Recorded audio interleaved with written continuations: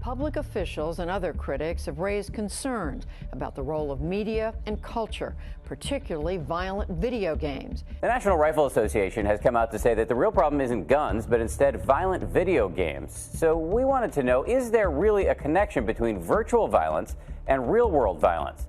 We are determined to stop a situation in which video games with pornographic and violent content are being peddled to our children. Second, we must stop the glorification of violence in our society. This includes the gruesome and grisly video games that are now commonplace. For as long as they've existed, video games have come under scrutiny and controversy time and time again. A lot of people think that this is a new thing, like this started in just the past couple decades. But no, the first instance of video game controversy, at least related to violence, was a game called Death Race, released by Exidy in 1976. It's a loose adaptation of the movie Death Race 2000, released a year before. In the game, you play as a race car driver who has to run over as many gremlins as possible. The more gremlins you run over, the more points you get. Problems arose because, hey, those gremlins look like real people. Surely this horrible, disgusting violence will surely desensitize our children to real violence. I mean, look how graphic it is.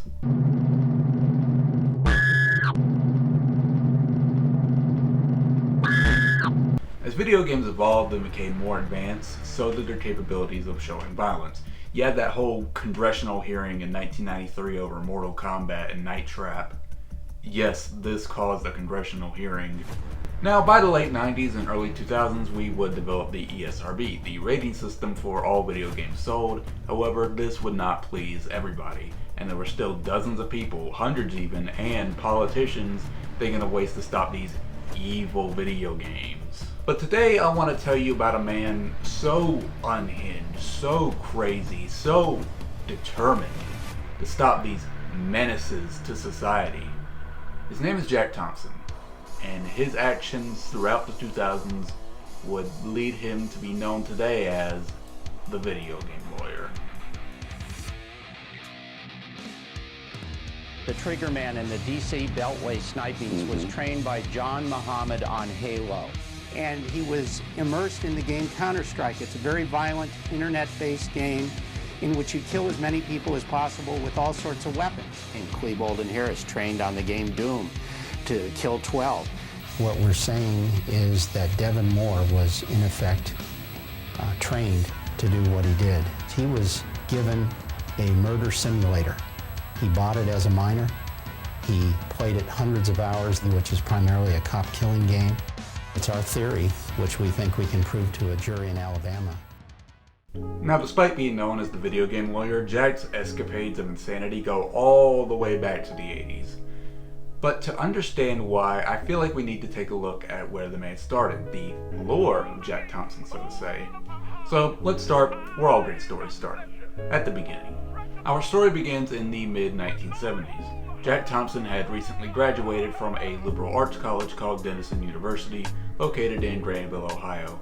Also, this has nothing to do with the video at hand, but apparently this is the same college Steve Carell graduated from. I know this has nothing to do with anything, but I wasn't not going to tell you guys that. Now, all throughout his life, Jack's goal was to become a lawyer, to change the world via law.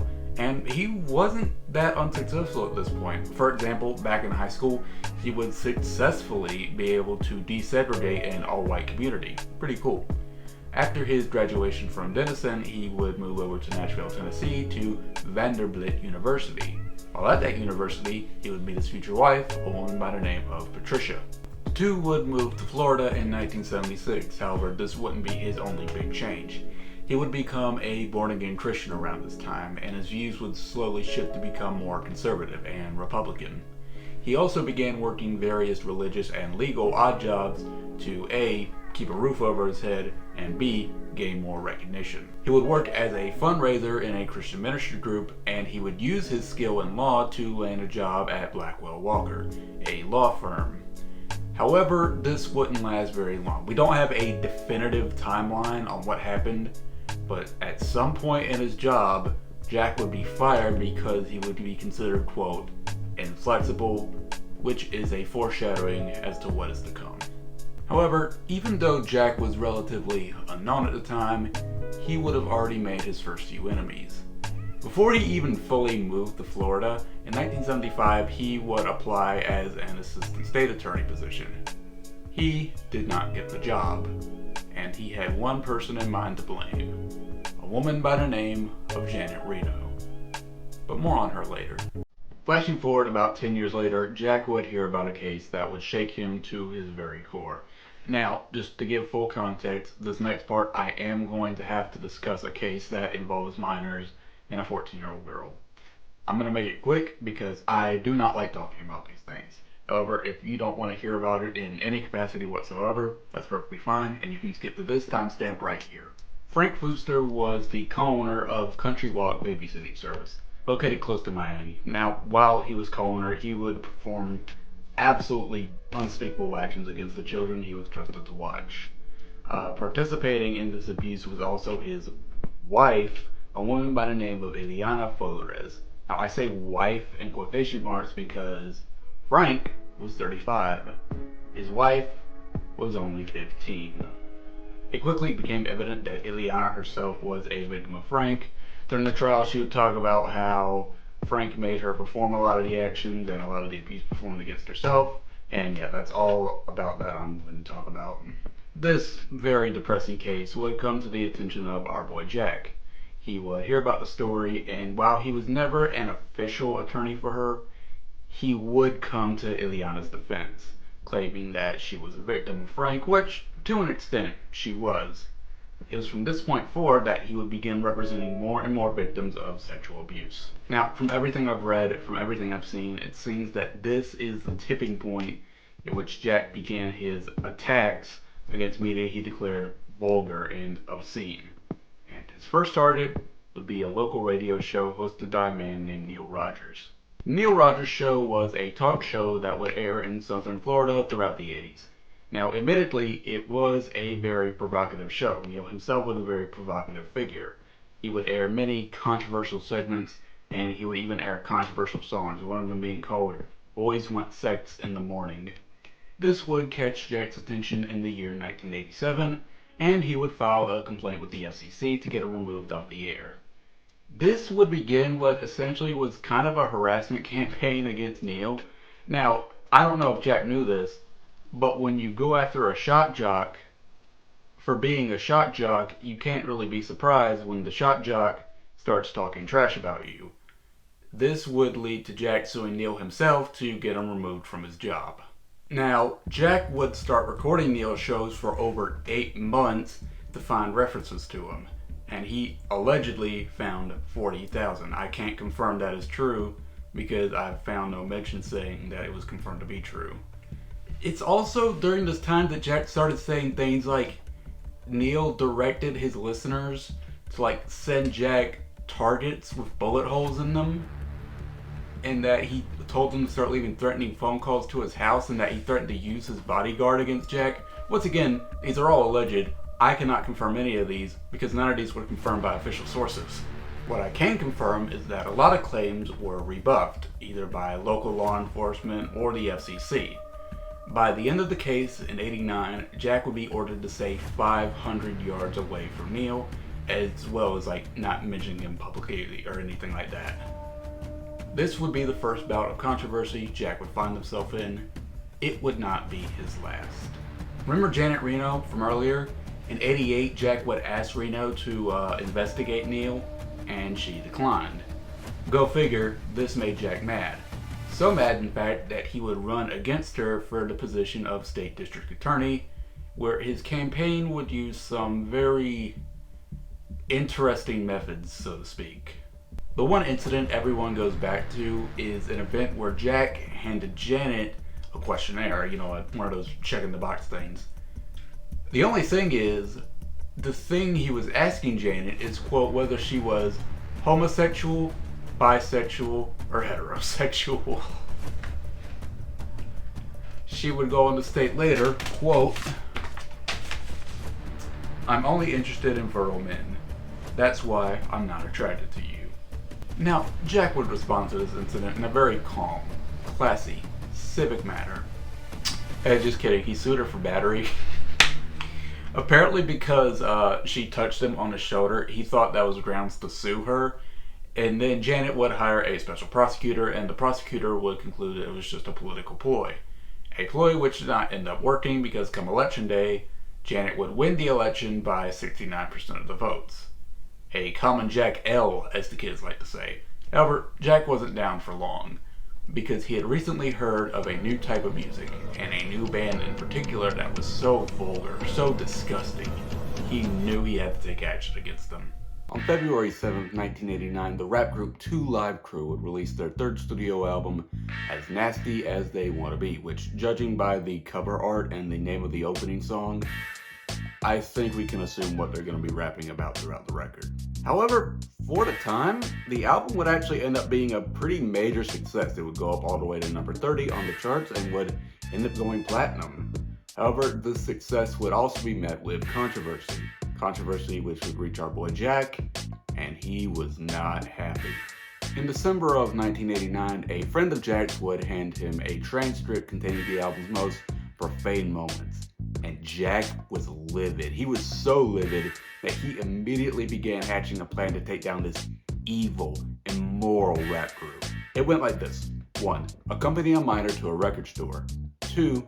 Try to get the minor to purchase the album. 3. Upon the minor purchasing the album, try to charge the record store with selling obscene material to a minor. And 4.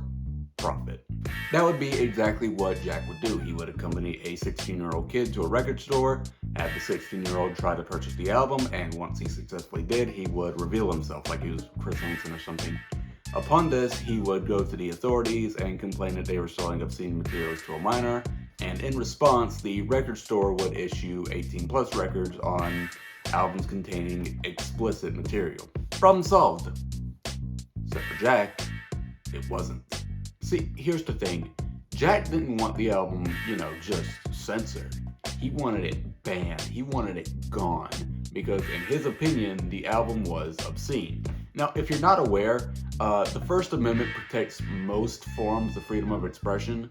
But if a piece of media is deemed obscene, it can be censored and even banned to a certain extent, If, say, a movie is deemed obscene, then it could only be screened for an 18+ audience. Or if it's something like, God forbid, CSAM material, it can be completely illegalized. It can be completely banned to own or distribute or view in any form, as it should be. So with that, what qualifies as obscenity? Well, we can get our answer by looking at the landmark 1973 Supreme Court case, Miller versus California. It will result in the Miller test, which is how we judge media to be obscene even up to this day. It goes as follows. 1. The material appeals to an average person's Puritan interest using contemporary community standards. 2. The material depicts or describes sexual conduct in a way that is patently offensive. 3. The material lacks serious literary, artistic, political, or scientific value. If a piece of media matches all 3 criteria, it can be labeled as obscene. And like we said earlier, if it is labeled obscene, it can affect who can sell it, where they can sell it, and not to mention, most major retailers would not want to carry something that is labeled as obscene. That being said, is As Nasty As They Wanna Be an obscene album? The answer is no. The material lacks serious literary, artistic, political, or scientific value. The contents of the album would fall under that artistic criteria. The group uses sexually explicit lyrics to create their music and therefore their art. Now, obviously, I know a lot of people will argue that this isn't art, it's just filth, and you're perfectly free to have that opinion. However, this is a subjective observation, and subjective observations don't necessarily hold up in a courtroom. However, that didn't stop a district court in Miami from saying otherwise. On June 6, 1990, As Nasty As They Wanna Be was declared legally obscene, and the group members were actually arrested.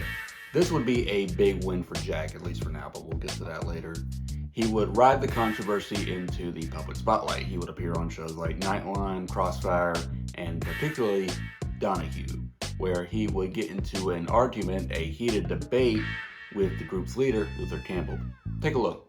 And the mental molestation of children and the physical molestation of women. We don't talk about women, man. We don't talk about no women. Oh, really? We don't talk about harassing and sexually brutally brutalizing women in my music, man. How about you out of your mind? You quote that from another album. from somebody else's album who have sex with corpses and all that there. So you don't talk about them. Hey, we don't do that in my music, man. I'm tired of you saying that, yeah, too. How about the gang rape on the album? What gang rape? What quote? You quoted. You read it. You listen. Yeah. He has 2 albums, though. That's right. He has a clean album and a good album. However, for Jack, this would not end the way he would want it to. While, yes, a district court did initially find the album to be obscene, Luther Campbell would quickly file a countersuit, and on May 7, 1992, in the case Loop Records Incorporated versus Navarro, the decision was overturned. The album was no longer obscene. And while you may view this as a loss for Jack, remember, it was him who brought this type of music to the public attention. It was him who made the album get declared obscene in the first place. And his criticism of this music will continue to amp up over the years. Now, Jack wasn't fully done with Two Live Crew yet. In 1990, the group would release this single called Banned in the USA. And Jack obviously would not be a fan of this because it was a response to all the controversy and the obscenity trial. However, he couldn't go down the obscenity route again. So he tried our good old friend copyright infringement. Banned in the USA contains a sample of Born in the USA, the classic Bruce Springsteen track. Jack would write a letter to John Landau where he would essentially warn him of the song that, quote, "a bunch of clowns who traffic toxic waste to kids." You gotta remember, this is when no one knew what Born in the USA was actually about. They thought it was just a blind patriot song. So it would make sense why someone who would consider themselves a patriot, I expect a patriot to know how the First Amendment works, but that's beside the point. Thing is, Jack considered himself a patriot. It would make sense why he would attack the song for sampling Springsteen. Jack's plans would be foiled when Springsteen himself gave the group full permission to use the song, and he gave them their full support. Yet another Jack Thompson L, as the kids like to say. I made that joke earlier. But point is, it was from this point on that he slowly began to stop going after music like this.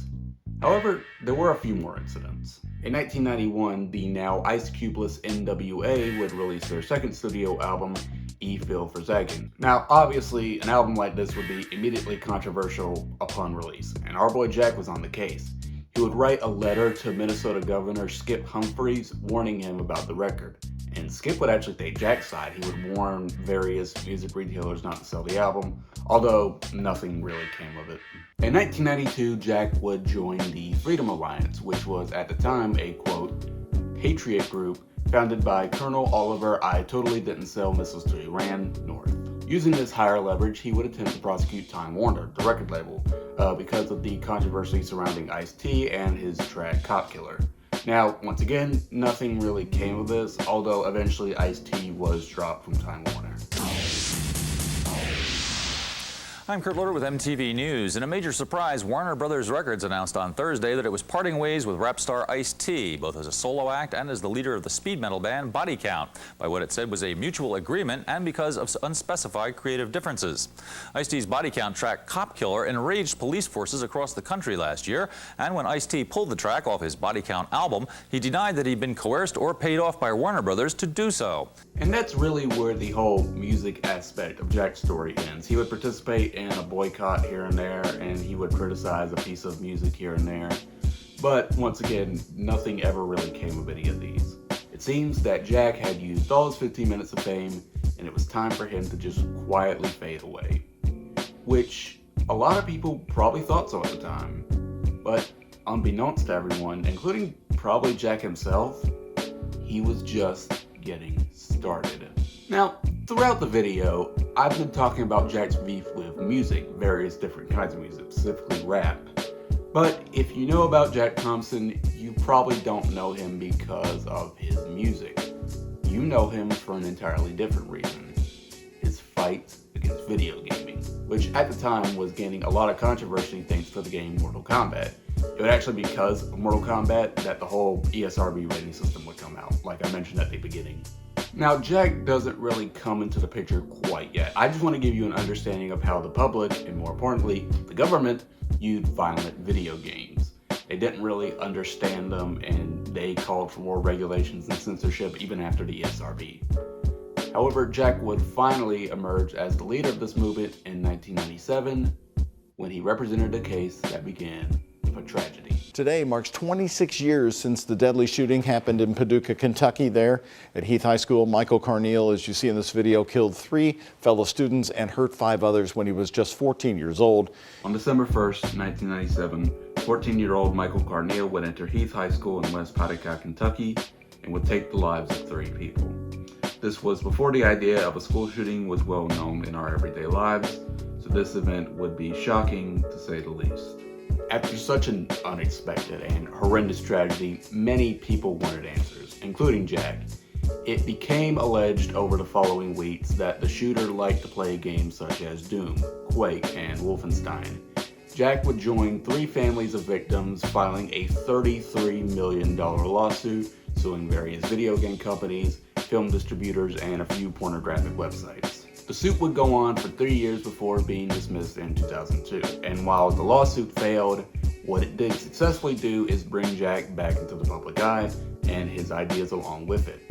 He would later say, quote, "We intend to hurt Hollywood. We intend to hurt the video game industry. We intend to hurt the sex porn sites." Now, it was during the trial that his attacks towards video games would only amp up further and further. And it was because Jack heard of a game that was so vulgar, so violent, it couldn't possibly be labeled as anything but obscene. He knew he had to attack it. It also happens to be one of the most groundbreaking video games of all time. Adrenaline rush. Tonight, it's just a game. Playing Grand Theft Auto 3. You could honestly make the case that Grand Theft Auto 3 is the most influential game of the 21st century. Everything we take in granted in open worlds and video games today can honestly all be traced back to this first visit to Liberty City. However, a game that gave its players that much freedom for the time was controversial to say the least. Now, obviously, Jack was not a very big fan of this game, and he wanted to build a case against it. When the game's sequel, Vice City, came out a year later, Jack would allegedly film a Best Buy employee selling the game to his 10-year-old son. He would take Best Buy to court, but the case didn't really go anywhere. However, it would lead to Best Buy asking for IDs for all sales of M-rated games. A month after the Best Buy incident, Jack would hear about the case of 15-year-old Dustin Lynch, who at the time had recently just took the life of 17-year-old Jolene Mitch. Now, a rumor was floating around that Dustin was a huge fan of GTA 3. Not just a huge fan, that he was obsessed, that he was playing it for hours and hours on end. Although, this is just a rumor and it can't really be confirmed. Now, as soon as Jack heard the words Grand Theft Auto, he immediately hopped on the case. He met with the families of both parties, and he would issue a message from the victim's father saying, quote, "The attorneys had better tell the jury about the violent video game that trained this kid and showed him how to kill our daughter Jolene. If they don't, I will." Jack would file what is called an animus curiae, or in English, friend of the court. He wouldn't be their lawyer per se, but he would guide the represented parties and he would be handing off information for the juries and judge. He did this so he could specifically pin Grand Theft Auto on the murder of Jolene. Eventually, Jack would request to be the defendant's lawyer on the case. Obviously, that would be a big problem because he just helped out the other family, and the prosecutor agreed he would deny this request. And how did Jack respond? He responded by asking the prosecutor to disqualify himself from the case. Not disqualify Jack, but for the prosecutor to disqualify himself because Jack wasn't getting his way. However, Jack's involvement with the case would end when Dustin himself would reject any offer that Jack gave him. Dustin's mother would also dismiss him from the case when she visited her son and was convinced of his innocence. Dustin would eventually be found guilty and is currently serving 20 years to life. A few months later, in October, Jack would travel to Tennessee to file a lawsuit against Sony, Rockstar, who develops GTA, and Walmart. Now, this suit was ambitious. It asked for $246 million. Why? Because Jack claimed that all those parties inspired the killing of a 43-year-old by 2 teenage boys. However, the case really didn't go anywhere, and on October 22nd, the plaintiff party filed a voluntary dismissal, which would essentially close the case. Due to this, Jack would step away from video games for this time. But that doesn't mean he wasn't fighting, because he was about to face an enemy bigger than everything combined. Howard Stern. Why did you spit on a member of the audience? Because he was climbing on the front of the stage! I guess Jack wanted to return to his roots, attacking radio stations again, and so in 2004 he would successfully get the FCC to get the Howard Stern show out of Miami, Florida, because Jack claimed that he used obscenities, and I guess the FCC agreed. During this time, he did an interview where he was asked, oh, if you can pin Grand Theft Auto for this and this and this, what are your thoughts on this one boy who killed another classmate because of Christianity? This boy in question made constant references to God and the Bible and that sort of stuff. His response is one of the most insane things I've ever read. The Bible doesn't promote killing innocent people. Grand Theft Auto does. Islam does. Islam promotes the killing of innocent people. The Quran requires the infidel, whether Jew or Christian, to be killed. That's the core essence of the religion. Muhammad was a pirate who killed infidels and who advocated the killing of infidels. Not a nice guy. Osama bin Laden is keeping with his fine tradition. What does any of this have to do with Islam? Who mentioned Islam? Why are we mentioning this during Howard Stern? What? However, it seems after the incident that Jack really didn't hold any hard feelings for Mr. Stern. He would actually come to his defense during his whole legal battle with CBS. As 2004 came to a close, Jack once again caught the scent of violent video games, and he was ready to fight. Now, before, Jack was only facing off against 2 Grand Theft Auto games, and now a third one is about to come into the mix. Arguably, the greatest Grand Theft Auto game. San Andreas is like a top 5 game of all time for me personally. You know what? Just for funsies, here's my top 5 video games of all time. Alright, I'm getting off topic. Point is, there was a new Grand Theft Auto game, and it was somehow even more controversial than the last 2. And Jack would quickly hop on the hate wagon and begin filing lawsuits. In 2003, 18-year-old Devin Moore would murder 3 police officers before being caught in the state of Mississippi. His trial would last 2 years until October 2005, where he was found guilty and sentenced to death by lethal injection. He's still on death row to this very day. When Devin was apprehended, he would make the statement, quote, "Life is a video game. Everybody's gotta die sometime." Jack would once again catch wind of this, and he would hear rumors that he was an avid player of Grand Theft Auto. He rushed to be the kid's defender. However, a problem arose when the kid essentially just admitted to everything, saying that he did it because he didn't want to go to jail, which makes a lot more sense than Tommy Vercetti telling him to do it. However, this would not stop Jack from filing suit against Sony.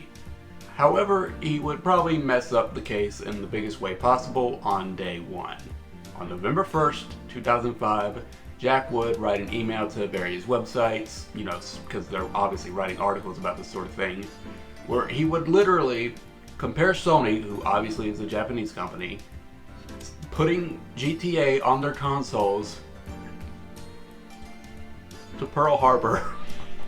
Yeah, I'm not kidding. Literally, Jack would state, quote, "Certain regional governments in Japan have banned the sale of Grand Theft Auto to minors, but Japan's Sony has no problem whatsoever dumping this garbage into American kids' brains. Looks like Pearl Harbor 2 by Sony/Take-Two." Okay, let's just go ahead and address this. Now, putting aside the obvious, disrespect to Pearl Harbor victims, Japan never banned GTA. It was only classified for adults in some regions, not all. Not to mention, Take-Two isn't a Japanese company. It's based in the US and the UK. So it's Rockstar, it's based in the US and the UK. Also, the games appeared on Xbox. Xbox is based here in the US. Also, not to mention, Japan is a lot more lax on what media is allowed into their country, especially compared to here. I mean, for God's sake, this was published back in 1972. Now, you would think, based on all the things I just told you, that Jack would realize, oh, maybe this wasn't the best thing to say, maybe I was wrong. Oh no, he would double down and go on what was essentially an anti-Japanese rant. Let me just read you these next 2 quotes. "What the Japanese are doing to our kids is insensitive and racist. The Japanese have for a very long time dumped pornography into this country in a fashion they would not tolerate in their own country. It is another version of Pearl Harbor. Sony has led the planet in the distribution of mainstream porn. I don't have time to document it for you. As for the offensiveness of the Pearl Harbor comment, it's accurate and it's needed. The Japanese have a contempt for our culture which is patent. The dumping of this garbage into our culture is a slow motion version of Pearl Harbor. Don't let the Japanese get in your way. Yeah, this little outburst of his would ironically attract more attention to him rather than the game. Blank Rome, who was representing Sony, would file a motion to remove Jack from the case because, you know, of how insane he was being. And only 3 days later, facing all this public pressure, Jack would remove himself from the case.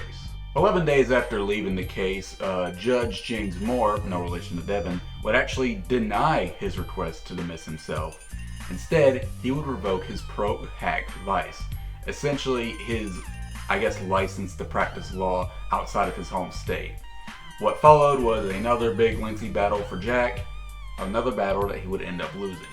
However, this time, it would be this law battle that would essentially begin his undoing. But more on that later, because it's now the year 2005, and it's here where we reach the peak of Jack's insanity. October 10th, 2005.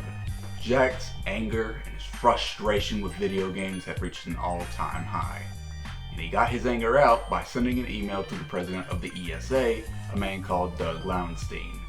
In this email, he laid out his, quote, modest video game proposal.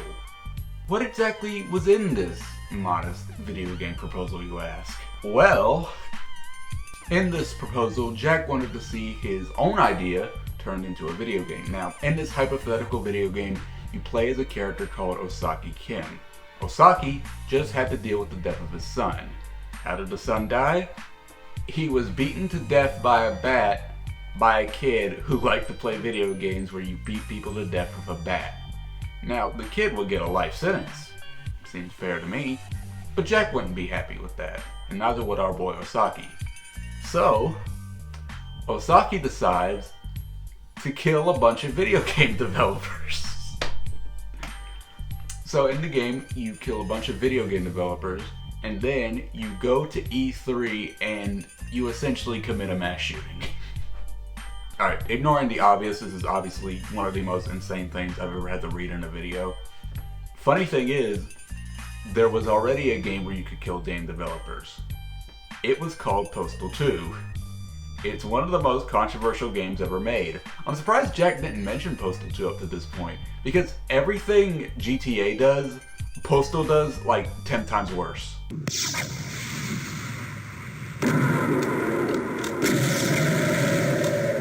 If someone were to make his video game that met all of his criteria, he would donate $10,000 to a charity of Paul Ebeler's choice, Paul Ebeler being the, at the time, chairman of Take-Two.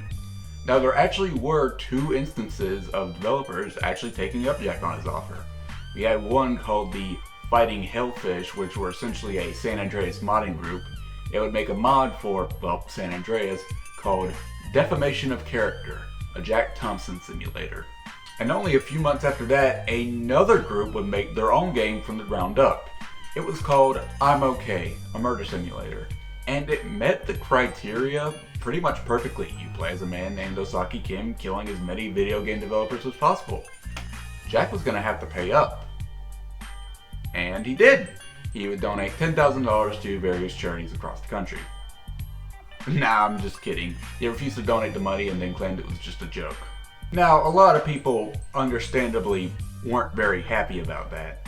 But they would use that anger to good. A gaming magazine called Penny Arcade would donate $10,000 of their own money to a group called Child's Play, which provided video games and toys to children in hospitals. Jack tried to get them investigated by the FBI. It's at this point where Jack started to really branch out video game-wise. He went on the attack for The Sims 2 because he said it contained, quote,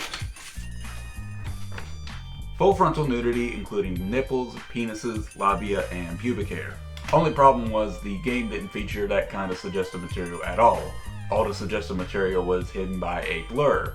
If you were to remove the blur, which by the way requires cheat codes and is not an easily available function, the details on it is no worse than a Barbie doll. One of Jack's most baffling campaigns against gaming was against the game Bully, released by Rockstar in 2006. In the game, which takes place in a New England boarding school, you play as 15-year-old Jimmy Hopkins as he rises through the ranks of popularity, so to speak. Now, obviously, because this is a Rockstar game, a lot of people thought, oh, they're gonna let you shoot up the school, including Jack. No, you cannot use any sort of realistic firearm in the game. Wouldn't stop Jack from filing suit to various retailers to prevent them from selling the game, although, once again, never went anywhere. The game would release on October 17th, 2006, and would at the time have a T for teen rating, which it still has to this very day. Now, in my opinion, that's a very reasonable rating. There aren't a lot of adult or explicit themes in the game, especially for a Rockstar game. That wouldn't stop Jack from thinking otherwise. And the reason being? Now, in the game, there's kind of a romance minigame side mission aspect to it. Nothing explicit or anything, it never goes past a kiss. However, it doesn't limit you based off the female students. You can romance any student in the game, including the male ones. And I guess Jack thought that this was horrible and evil and it should change the rating of the game. Jack would write a letter to the president of the ESRB, a woman named Patricia Vance, where he would say, quote, "We just found gay sexual content in Bully as Jimmy Hopkins makes out with another male student. Good luck with your teen rating now." Now, the ESRB would respond with a letter saying they were aware of the content and it would not affect the rating of the game, so take the L, Jack. By the way, if you guys hear like scurrying or like running in the background with the occasional meow, my cat is being very hyper right now, so that's why. Around 2007, Jack would have the peak of, I guess you could say, public attention, his 15 minutes of fame.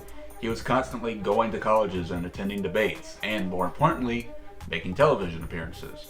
It would be during these TV appearances that some of his most wild stuff would be spoken. And on that topic, I want to talk about one of his most infamous TV appearances. It was right after the Virginia Tech tragedy, in which 23-year-old Song Kai-cho would take the lives of 32 people before turning the gun on himself. A horrific tragedy, left a lot of people shocked and appalled, and a lot of people wanted answers. Jack already had something to blame before the shooter was even identified. What do you think? Do you think video games contributed to the violence like what we saw happen at Virginia Tech? I have no doubt. Until Monday, the worst school shooting in world history was in Erfurt, Germany, by Robert Steinhauser, who killed 16 and then himself. The law enforcement people in Germany found that he trained himself on the amazingly popular, very violent Counter-Strike. The tragedy Jack is referring... You want some? What Jack is referring to is the Erfurt School Massacre, in which 16 people would have their lives taken. Now, when it was searched, when his computer was searched, it was shown that yes, he did own a few violent video games and movies. The shooter did not own Counter-Strike. We didn't even know who Cho was at that time.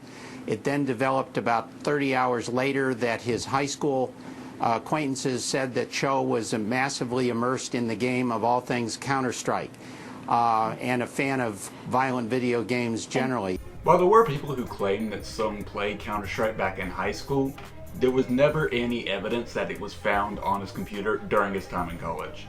They did find one video game on his computer during his time, though. It was Sonic the Hedgehog.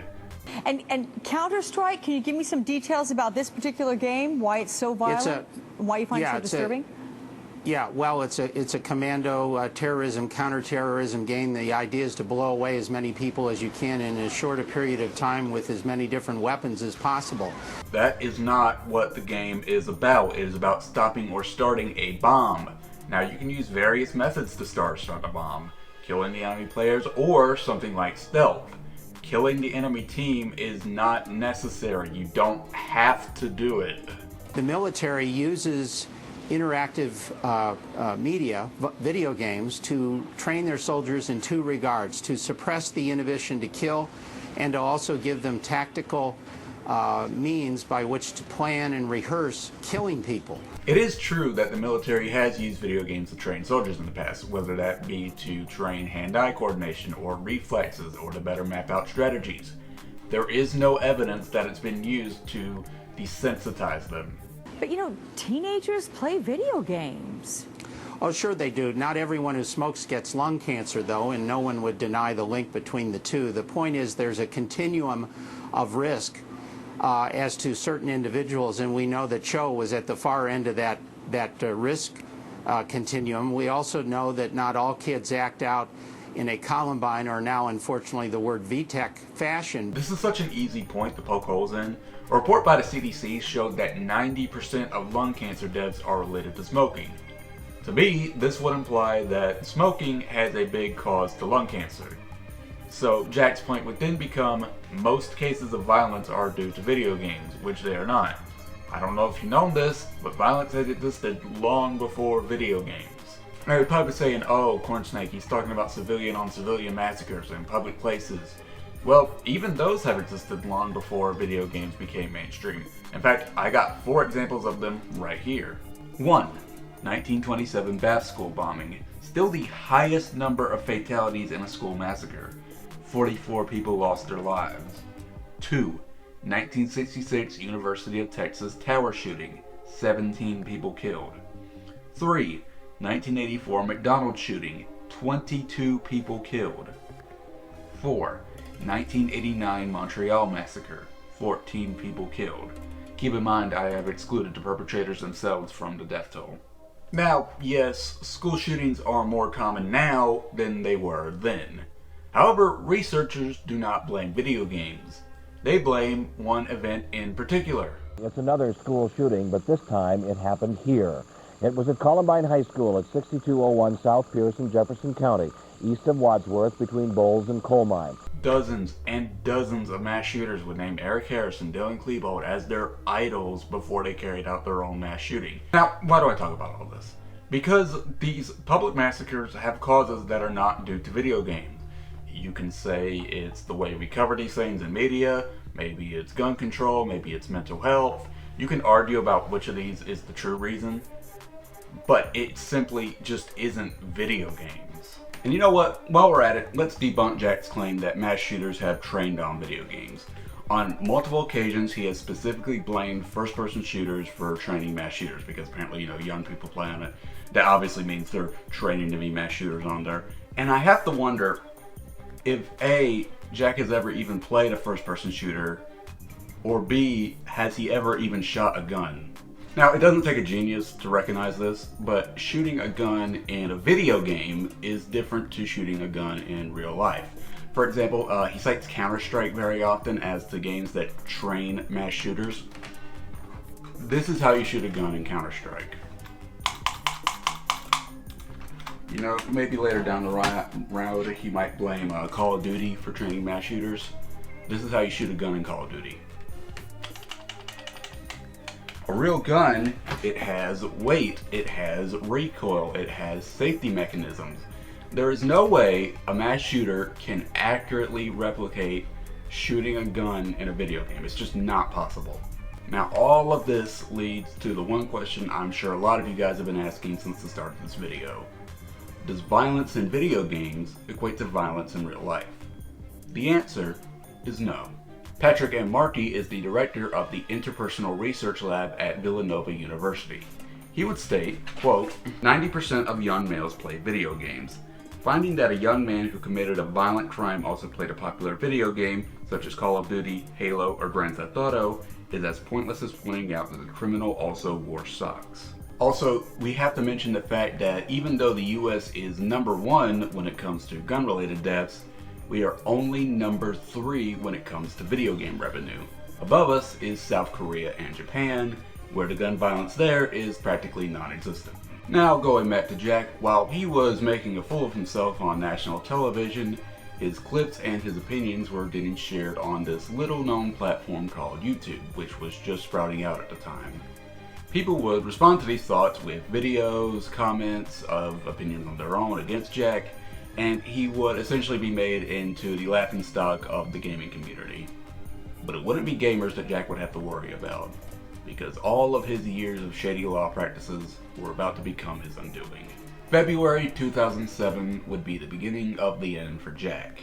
Multiple people would come forward with allegations of misconduct in law against Jack, and the Florida bar would launch disbarment proceedings. If you don't know what disbarment is, it's essentially a revoking of your license to practice law. Kind of like how a bar might have its liquor license revoked because it violated regulations.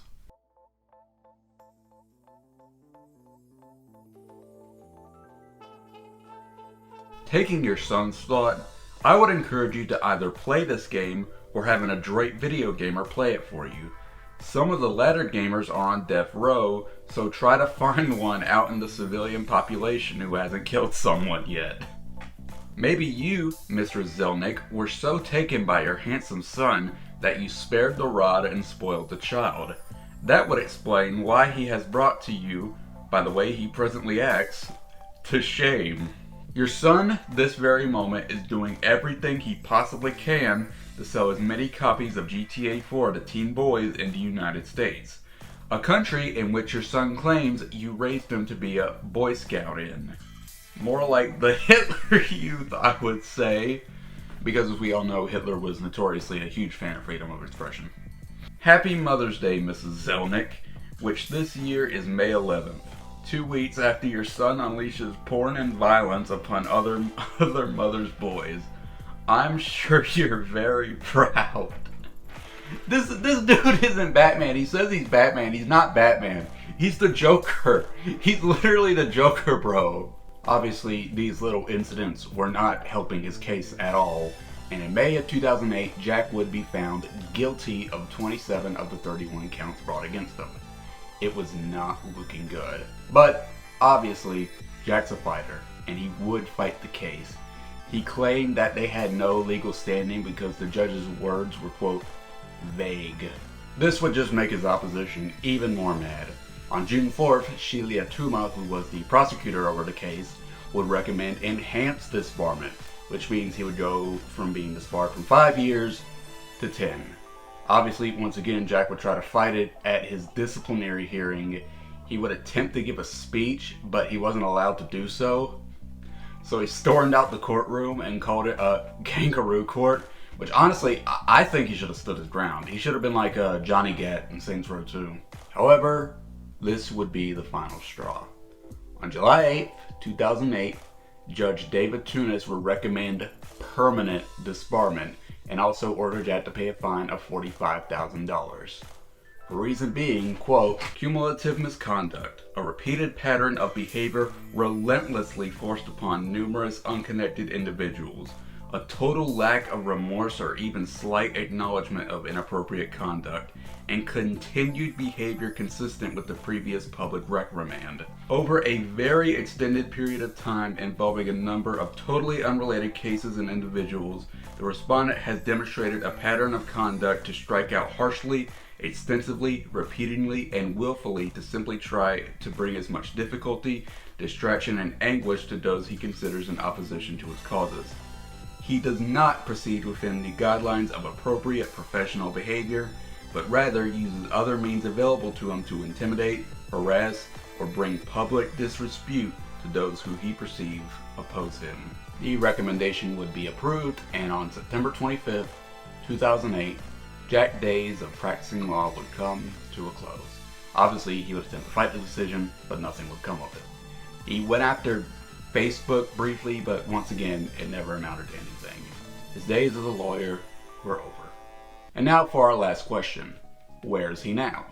Now, after being disbarred, Jack would finally lay low for once. Oh my god, I can't believe it took him this long. But no, being sarcastic, he actually did decide to just lay low finally. He got a job teaching civic classes to prison inmates before finally deciding to retire. In 2022, he did an interview with The Verge where he kind of reflected on his past, and I would like to read you a few quotes from that interview. Now, during the interview, he would make it clear that a lot of his views on video games still remain. He would say, quote, "It's going to work, and that's going to get people's attention," said Thompson. People are going to freak out. They're going to say, wait a minute, somebody can kill somebody and only be convicted of manslaughter by virtue of a video game defense? They'll want to do something about the games and their distribution. While doing a round of golf, Jack would suffer a major heart attack, but he would thankfully survive. He would talk about how that event kind of shaped him going forward. He would shed a lot of his conservative views. I want to say he shifted from Republican to Democrat because of stuff like Black Lives Matter. And while I don't think he's fully changed per se, at least personally, it seems that to an extent he has found some peace about his past. That would be the end of Jack Thompson's story. Mostly. A few months ago, he would go on a podcast called My Perfect Console, and when he was asked if there were any positive benefits to video games, he would surprisingly say yes. He got the idea while watching Oppenheimer. He thought about how while nuclear energy can provide a lot of great stuff, it can also provide a lot of terrible stuff. Just like how a video game can portray violence, it can also portray beauty. He'll go on to call video games the greatest teaching tool we have. And with that, Jack's story finally comes to a close, at least for now. Now, you can probably gather by watching this video, I disagree with a lot of things Jack says. I think he just wants to ban stuff he doesn't like, and I think at some points he can just come off as pretty hypocritical. Do I think he's a bad person? No, I don't. What I do think he is very fascinating, and researching this has been a blast. At the end of the day, I think Jack was pushing for censorship, which is something I'm highly, highly, highly against. Listen, you don't have to like Grand Theft Auto, you don't have to like 2 Live Crew, you don't have to like the Neil Rogers Show. You can be morally opposed to all of them. However, you should support their right to exist. I've always held the belief that if you support free speech when it helps you, you also have to support it when it hurts you. Obviously, that's just my belief. If you disagree with me, that's perfectly okay. Thank you so much for watching this video if you're still sticking around to the end. This was supposed to come out a long time ago, but Hurricane Helene hit my town pretty hard, so it was delayed a lot. I shot this video over multiple weeks, so if you see like the background change slightly or my hair change slightly, that's why. But once again, just thank you so much for watching. Peace.